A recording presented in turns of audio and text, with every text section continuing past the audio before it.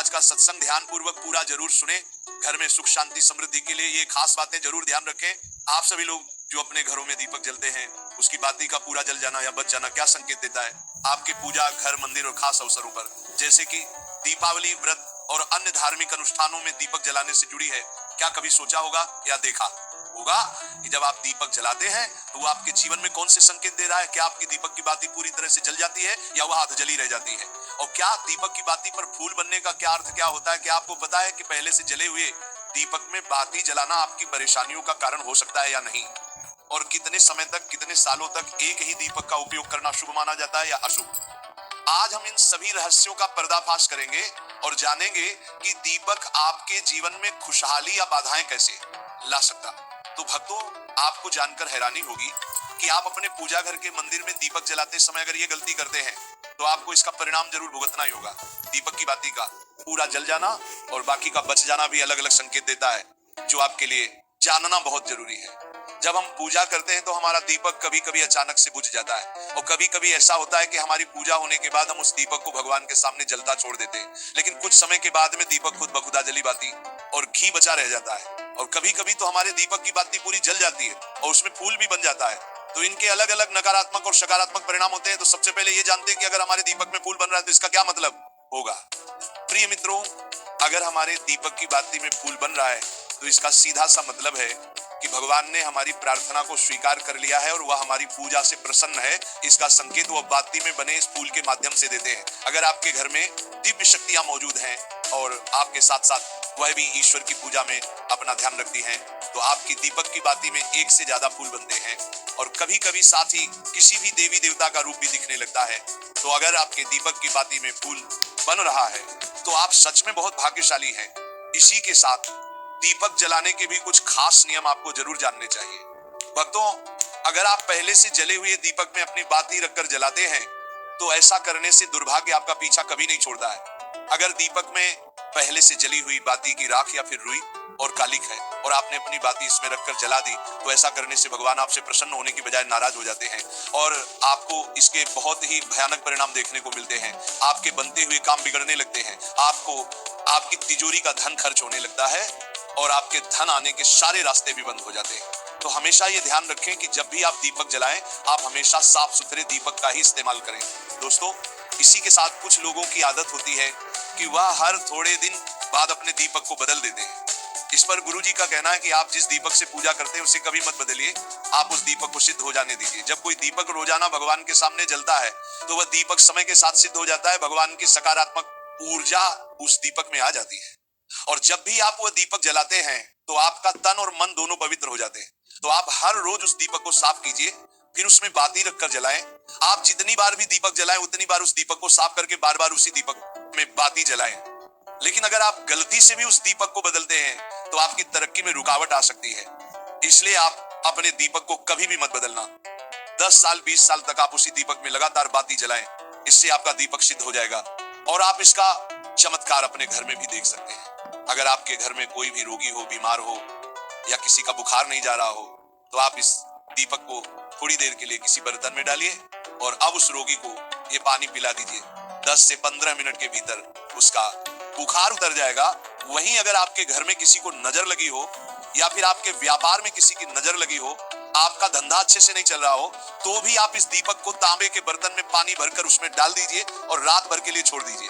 अगले दिन सुबह पानी का छिड़काव अपने घर में और अपनी दुकान पर करिए। ऐसा करने से आपको साफ साफ परिणाम दिखाई देंगे, क्योंकि जब हम लगातार एक ही वस्तु का प्रयोग अपनी पूजा में करते हैं तो वह वस्तु शुद्ध हो जाती है। भगवान की जो ऊर्जा होती है वह उस वस्तु में समा जाती है। तो कभी भी अपने मंदिर के दीपक को बदलने की गलती ना करें। दोस्तों, अगर आपके मंदिर का दीपक टूट जाता है या फिर खराब हो जाता है या खंड हो जाता है, तभी आप उस दीपक को बदल सकते हैं। लेकिन फिर भी आप उस दीपक को ना फेंक, बल्कि इसे अपने घर में संभाल कर रखें, क्योंकि ये भगवान की सकारात्मक ऊर्जा का भंडार होता है।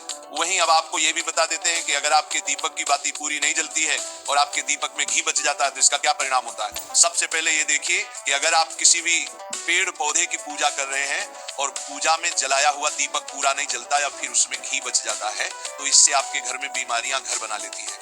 और ये बीमारी कभी भी आपका पीछा नहीं छोड़ेगी। तो जब भी आप किसी भी पेड़ पौधे या मंदिर के बाहर किसी भी स्थान पर पूजा करें तो यह ध्यान रखें कि उसकी बाती पूरी जले और उसमें घी बचा हुआ ना हो, क्योंकि ये आपकी अच्छी सेहत के लिए बहुत ही अच्छा प्रभाव देगा। वहीं अगर आपके घर के मंदिर में दीपक की बाती पूरी नहीं जलती और पूजा करते समय दीपक बार बार बुझ जाता है तो जरूर आपके घर में नकारात्मक ऊर्जा का वास है और ये आपकी पूजा में विघ्न डालने का काम करती है। दोस्तों, हमारे घर में अगर कोई बुरी शक्ति होती है या फिर कोई ऐसी ऊर्जा होती है जो ये नहीं चाहती कि आपके घर में भगवान की कृपा हो और सकारात्मक ऊर्जा हो, तो ये आपकी पूजा सफल नहीं होने देती, क्योंकि भक्तों एक वातावरण में एक ही तरह की ऊर्जा रह सकती है, या तो सकारात्मक या नकारात्मक। जो बुरी शक्तियां होती हैं वह ये कभी भी नहीं चाहती कि आपके घर में देवी देवताओं की कृपा हो। अगर आपके घर में भगवान ने अपनी कृपा की तो उन बुरी शक्तियों और ऊर्जा का प्रभाव खत्म हो जाएगा। इसलिए ये शक्तियां चाहती हैं कि आपकी पूजा में रुकावटें आए। इन्हीं के प्रभाव से हमारा दीपक बार बार बुझ जाता है या फिर दीपक की बातें पूरी नहीं जलती।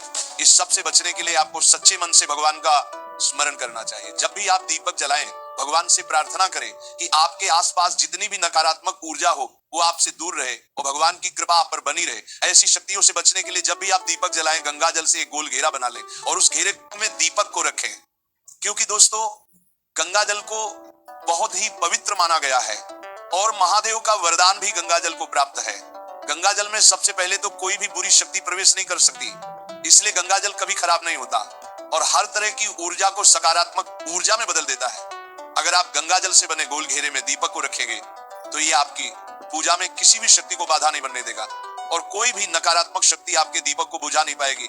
आप निर्विघ्न अपनी पूजा संपन्न कर पाएंगे और देवी शक्तियां भी आपके जीवन में अपनी कृपा और आशीर्वाद बनाए रखेंगी। ये जो हमें दुख मिलते हैं ना, ये पाप के कारण मिलते हैं। लोग मारे घूम रहे हैं, दुख मिटाने के लिए सोचते हैं, कोई जादू कर दे, कोई टोना कर दे, कोई जंतु बांध दे, कोई आशीर्वाद दे दे। अरे काहे को पागल हो? यदि तुम अच्छे आचरण करते हो, भगवान नाम जप करते हो, सधर्म से चलते हो, तो तुम्हें किसी से आशीर्वाद मांगने की जरूरत नहीं। बात मान लीजिए, प्रार्थना मान लीजिए। दिखावे में लाखों लोग अपने जीवन को नष्ट करने के लिए तैयार हैं। ये माया का ही तो दिखावा है जिसमें जन्म के जन्म हमारे नष्ट होते जा रहे हैं। सत्य मार्ग को क्यों नहीं पकड़ते हो? किसी के आशीर्वाद की जरूरत नहीं आपको आनंद प्राप्ति के लिए। आप आनंद के बच्चा हो, आनंद स्वरूप हो, जिनसे आशीर्वाद मांगते हो।